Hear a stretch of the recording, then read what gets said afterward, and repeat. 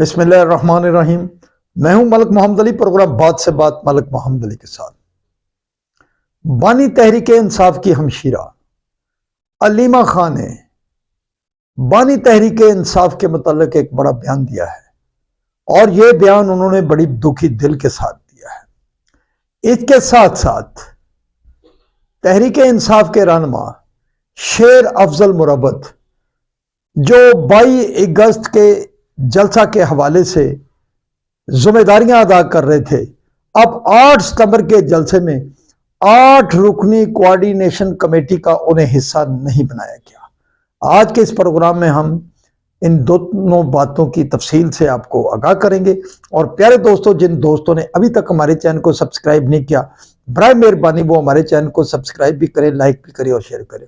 और हम बात कर रहे हैं शेर अफजल मुरब्बत को 8 सितंबर के जलसा में 8 रुकनी कोऑर्डिनेशन कमेटी का मेंबर नहीं बनाया गया, बल्कि शेर अफजल मुरब्बत जो एक अरसा से तहरीक इंसाफ के हलकों में मुतनाज़ा बने हुए थे और उनके मुतालिक बड़े सारे फैसले भी किए जा चुके थे, लेकिन बानी तहरीक इंसाफ से अडियाला जेल में उनकी मुलाकात के बाद फिर बानी तहरीक इंसाफ ने उन्हें 22 अगस्त 2024 के इस्लामाबाद जलसे के लिए जिम्मेदारियां सौंपी और वो बड़ी इस जिम्मेदारी से के लिए अपना किरदार अदा करते रहे और जलसे के लिए भरपूर कोशां रहे। और बहरहाल वो 22 अगस्त का जलसा मुलतवी हो गया, जिससे ना सिर्फ शेर अफजल मुरब्बत को तशवीश हुई, बल्कि तहरीक इंसाफ के जो कारकुनान थे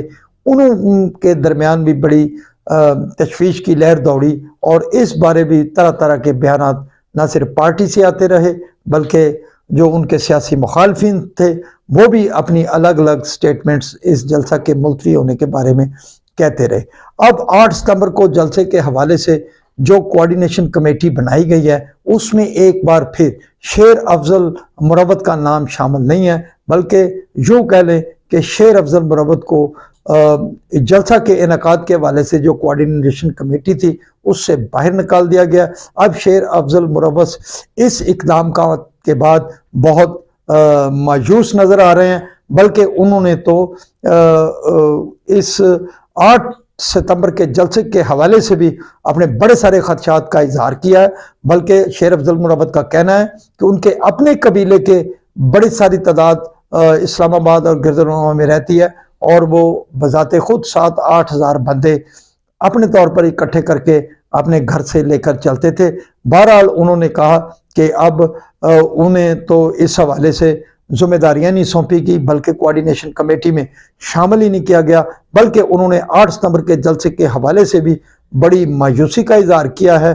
और उनका इस हवाले से जो खदशात हैं, उनके खदशात तो इस तरफ जा रहे हैं कि शायद 8 सितंबर का जलसा भी आगे पीछे हो जाए। बहरहाल वो इस बारे में दुआ कर रहे हैं कि जलसा कामयाब हो। और दूसरी तरफ बानी तहरीक इंसाफ की जो हमशीरा है अलीमा खान, उन्होंने जेल के अंदर बानी तहरीक इंसाफ से मुलाकात की और बाहर आकर मीडिया से जो गुफ्तगू की वो उसके हवाले से इंतहाई दुखी थी।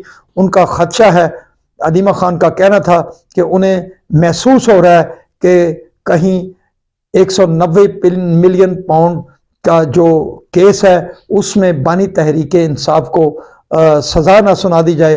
उन्होंने खदशा ज़ाहिर किया कि उनको तो यही ख्याल आ रहा है कि इस केस में बानी तहरीक इंसाफ को सज़ा दे दी जाएगी ताकि वो जेल के अंदर ही बंद रहे, और जो अपील का प्रोसेस है उसे भी चलते चलते 2-3 माह लग जाते हैं। बहरहाल उन्होंने इस हवाले से मायूसी का इजहार किया और खदशे का इजहार किया कि जेल के अंदर बानी तहरीक इंसाफ को बड़ी सारी अब मुश्किलात का सामना है। इसके साथ साथ उन्हें के मुताल्लिक उन्होंने बड़े दुखी दिल से कहा कि उन्हें खदशा है कि 190 मिलियन पाउंड में कहीं उन्हें सज़ा ना दे दी जाए। सलाम पाकिस्तान, सलाम ओवरसीज़, अल्लाह हाफ़िज़।